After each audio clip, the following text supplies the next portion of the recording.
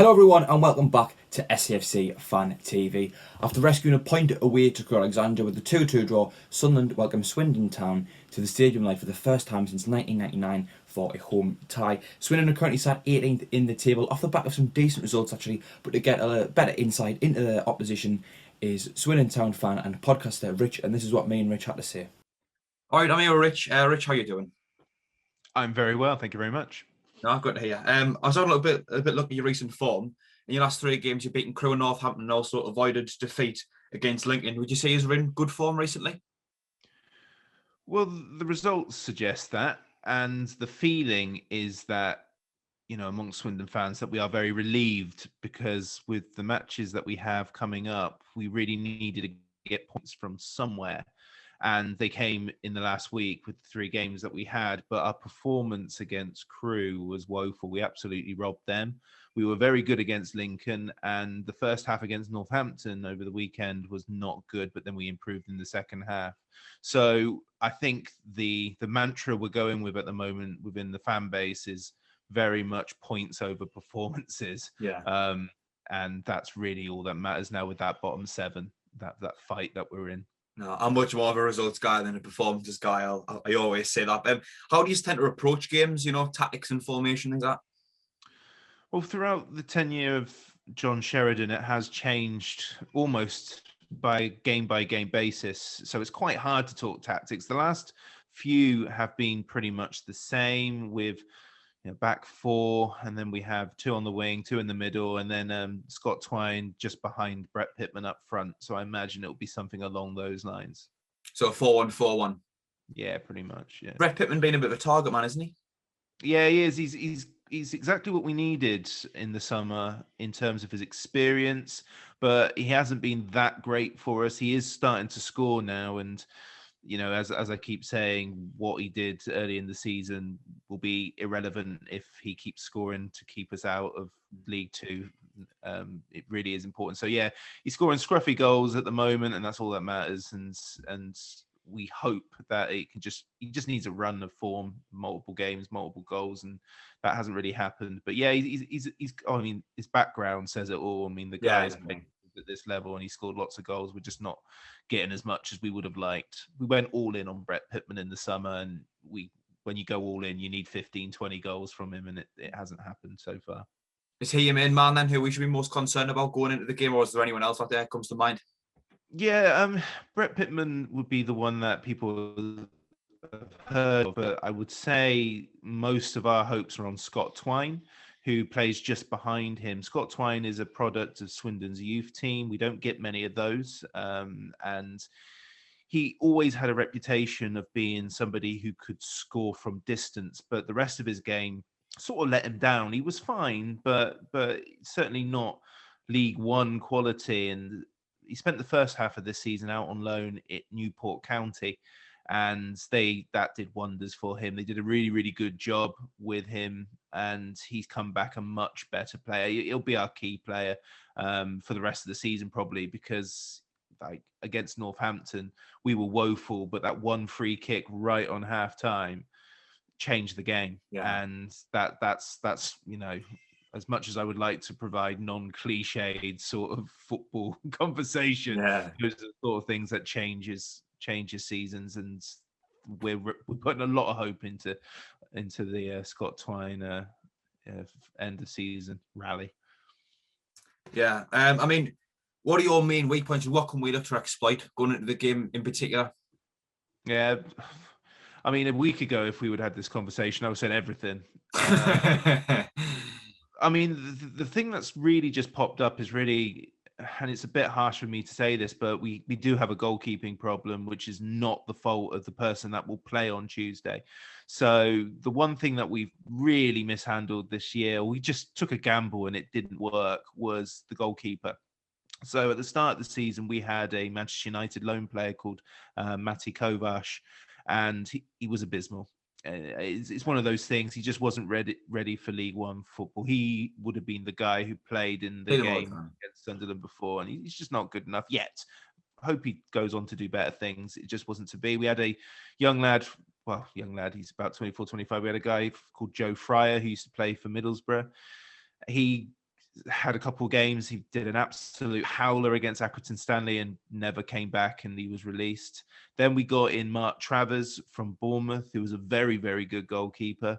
We started to trust our number one again, and after 8 games, he got recalled by Bournemouth to cover Begovic, which was a big shame. And there were a lot of rumours that, Travers might have just said, "I'm not sticking around here," because the mood amongst the Swindon camp was really, really toxic for a little while. And we're just getting over that now. So he went back to Bournemouth. So that left with about 18 games left. With 18 games left, we had to use the 7-day emergency loan market because we were left with only one senior player. And that senior player is only a second-year pro, no games previously, called Archie Matthews. And so we brought Jojo Wallacott in from Bristol City on a 7-day rolling. And he was doing well, but then he injured his knee over the weekend during the pre-match training. So it's a bit of a poison chalice at the moment, the goalkeeper bot. But Archie Matthews did okay. He did everything that he needed to do. He could have done a little bit more with the goal that we conceded. And, as one of, the contributors to the podcast that I do says, some of his saves that he made against Northampton won't make the manual for textbook saves. But at that moment in time, it was enough. Because some of them were parried centrally, and he managed to get it back before anyone else was there. But I expect Archie to play against Sunderland, which is a really, really big, tough ask for him, because if we're building a young footballer's confidence against a team that can score goals in Sunderland, we don't want it to be a bloodbath or anything like that. And that could, without wanting to sound too hyperbolic, that could really ruin somebody's career. So I really hope they look after him. But I don't think we've got enough time to bring in another player ahead of Tuesday, and it's a bit farcical. So I hope the kid does well. I hope if we did get a significant beating, it's not because of him. He deserves the chance, and that's, what's that, 5 goalkeepers in a season, and we'll probably get 6th in at some point, which is absolutely ridiculous. But they took a gamble; it didn't work. It happens. Yeah, you're kind of reminded, you're bringing back memories to me when we were in the Championship. We just had all these goalkeepers, but none of them seem to be any good at all. But I think it will be quite a high scoring game. That's quite common with those recently where, we actually off the bat of a few clean sheets ourselves, but we tend to score a lot of goals as well. Obviously 2 yesterday. We are tend to score a lot of goals recently. We're getting goals from different areas in the past few games, not just relying on White as much. But I guess to touch on what we've just said there, have you got a score prediction? I just want to know what this clean sheet is that you're talking about. I think we've had 2 in a row. I think off the top of my head, might have been 3. Obviously that ended yesterday with conceding twice against Crewe Alexandra. I mean, in terms of the prediction, it would be slightly farcical for me to say Swindon will go up there and get a win. I would love a draw. I've been predicting 3-1 with maybe Swindon taking the lead or equalising just to make things a little bit interesting. But I mean, in terms of Swindon's season, our season will not be defined by Sunderland on a Tuesday. It really is a free hit for Swindon. Now, the thing that Sunderland would need to be wary of is that we had a free hit against Lincoln because they were top of the league. We didn't expect anything. And Swindon played with a little bit more freedom, a little less fear and nervousness. And they played really well. We only drew, but it was much more than we expected to do. So if Swindon go in with that approach, we could cause Sunderland problems. I don't expect that to be the case. I do think man for man, Sunderland have a much better side, and sometimes that just makes difference. But the thing is that you lost to Wigan at home a few weeks ago, which that was back in I think off the top of my head that was back in December, I think, quite a while ago. But in my mind, that's last week. You're trying to hold on to that for a bit of positivity. You've absolutely got to, because Wigan were absolute garbage when we played them, and they are picking up now, but there is this moment that Sunderland, for all of their great players and the stature of the club, they do have a moment at the occasional wobbly, especially at home. I think. Definitely. Yeah, I think all but one have been home losses of the games that you have lost this year. Maybe just Portsmouth. I think we're actually. I think we actually could be top of the league for away form. I know that anyway.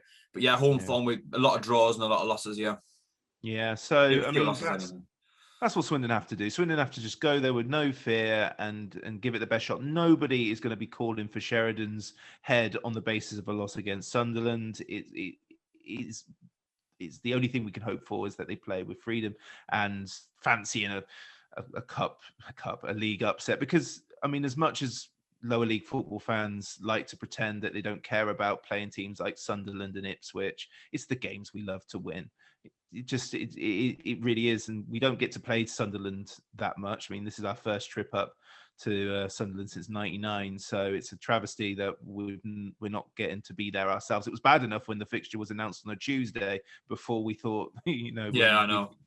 we could go back to games by this point because we were naive dreamers, but it, it should be a big occasion for clubs like Swindon. Although we had a bit of a renaissance in the early 90s, we are a third division football club after all said and done. And it's just a shame that we don't get to go up there maybe next season, but I have a feeling at least one of us won't be in League One next year. I hope it's because you guys are gone and not because we have, but we'll see. Likewise, mate. I think I'm gonna predict quite a high scoring game myself. I do back us to win it still. I'm gonna go with 3-2. I mean, for all the Swindon sins this year, we haven't been spanked yet. So we've been thoroughly outplayed. Crew in the first game we played against them absolutely destroyed us, but it was 4-2. We haven't had the soul destroy in like 4, 5, 6 goal deficit. So, and we don't really set up for that. So hopefully, I'm not so sure it'll be high scoring. I've gone for 3-1 as just somebody who always predicts far too many goals, but it would probably in reality be 1-0, 2-0, 2-1, something like that. Is that to us? Yeah. I'm not predicting a Swindon win. Wow. I'm not predicting a Swindon win at all. No, interesting perspective to say the least. You don't get many teams, many fans backing against the team like. Oh my goodness, I've done nothing but. I think Northampton, in the predictions last week, I did predict we beat Northampton, which was probably the first time this season. I normally cop out with 1-1 draws, but if there's anything Sunderland are good at, it's 1-1 draws. Hey, I'll take it all day long, mate. I will take a 1-1 draw as long as you don't score in the 97th minute or anything like that. But like we did yesterday, the decibel levels have never been quite as loud from myself. Anyway, Rich, thanks for coming on. I think we'll leave it there. A few interesting points there raised by Rich. As for ourselves, obviously with the unfortunate injury of Grant Lepida, he's going to be out for some time at the very least. I would like to see Carl Winchester given a game in his place. He's came off the bench in the last 3 games, but his last start wasn't since Ipswich away. Obviously, he did have that run in the team when he very first came in, but he got taken out and he hasn't quite been given the same opportunity. As I've just touched on, he's been off the bench a few times recently. I would like to see him given a start because he's had a bit of time now to bet himself into the squad, get used to training with Johnson. He might have got across. Johnson might have got his message across to him a little bit easier now. So I would like to see Winchester given at the very least just a few games in the squad. Alongside him in midfield will probably be Max Power. Scowen again for me didn't really impress. That's at the very least what I would do. He didn't impress me in our last game. Scowen again with his tendencies of giving the ball away cheaply. He's just not suited to being on the ball and taking the ball forward. But the problem in the last game was, of course, problems down the left-hand side. McFadzean gave the ball away no less than 25 times against Crew. And I had a look back at both of the goals, and in all fairness, I actually commented on O'Nien for their second goal, but I watched it back, and for the first goal, O'Nien let their number 9 get goal side of him, which you can't really do that as a defender. And that's what allowed him to score the goal. Yes, O'Nien and Sanderson were a little pulled all over the place a little bit, but again, if McFadzean had got goal side of his man, that goal wouldn't have went in. As for the second goal, he just didn't close down Mandron quick enough. He gave him a little bit too much space to knock the ball into some other space, and Mandron got the ball across, and McFadzean wasn't able to stop it. Like I said, I think at the time I said O'Nien could have done a little bit more, but I think the responsibility for that one's got to come down to Callum McFadzean. There's a few options we can choose to come in. It depends to me on what formation we go with. I know Jake Vokins really didn't impress anyone when he first came in, and myself included, but I didn't think he did too bad against Burton. Then number 11 seemed a very good player, but he was kept relatively quiet. He only really got in a couple of times. I am clutching at straws ever so slightly, but I could just see some slight signs of improvement. My point with Vokins is that he's only been given 3 starts since he came in. Look at the amount McFadzean's had. Again, with Vokins, he's had time to bet himself into the squad now and get used to Lee Johnson. Is it that now, if we were to play him in the squad, and give him that chance, he might benefit slightly. He looked very nervous in his first game to me. Now, that might no longer be the case if he's built up a good relationship with his squad mates. You never know. But I think if we stick with three at the back, a player who I would quite like to see play wing back with Lynn Gooch. He's had brief experience there, especially under Parkinson. He's played left and right wing back quite a few times, and I don't think he's done too bad of a job with the competition going forward. I don't think Gooch quite earns himself a spot in that front three. With how great McGeady has been recently, and obviously Jordan Jones, a player I'm going to touch on in just a moment. I can't see McGeady really getting in that kind of forward three that we tend to operate with, or if we change formation, I can't see Gooch being one of the forward men, but I wouldn't mind seeing him come in at wing back. I think he could offer us something there, certainly more than McFadzean does at the very least.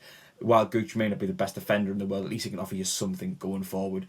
And I think he's got a good energy down the flank. He's a half decent outlet, especially at wing back. I thought he had a great game against Burton Albion. He actually got my man of the match for that game. But yeah, Jordan Jones, I think he's earned himself a start. He one of the better performers, I think, on Saturday. Really didn't have a lot of game time. Got obviously the fantastic goal, but straight away as soon as he came on, he was taking players on. He was doing things that we haven't, there's not many players we've got like him who've just got that raw pace to just run, knock the ball into space and run, or take a few players on. The only other player I think that comes to mind is Diamond, but I don't think his final delivery is quite on the same level. So I'd like to see Jordan Jones definitely come in. I think he's definitely earned himself a start. I think maybe him and McGeady with White in the front three could work if we play 4-3-3. But I think I'll leave it there, really. Please do like the video. If you haven't enjoyed the preview, please subscribe to SAFC Fan TV if you haven't already. I do this preview for every game, as well as our Thursday and Sunday night shows. And the watch-alongs, of course. Speaking of the watch-alongs, if you'd like, myself, Conrad and Dino will be doing that on Tuesday night. We'll be going live 30 minutes before kick-off, roughly, to talk through each of the lineups, talk through what our thoughts are going into the game. Of course, commentate on the game and give our little bits of thoughts as it's going, if our thoughts are valuable to you. As I say, thank you to everyone for watching. Please do leave a like on the preview if you haven't already, and you did enjoy it. Subscribe to SAFC Fan TV if you haven't, and stay tuned for the next one.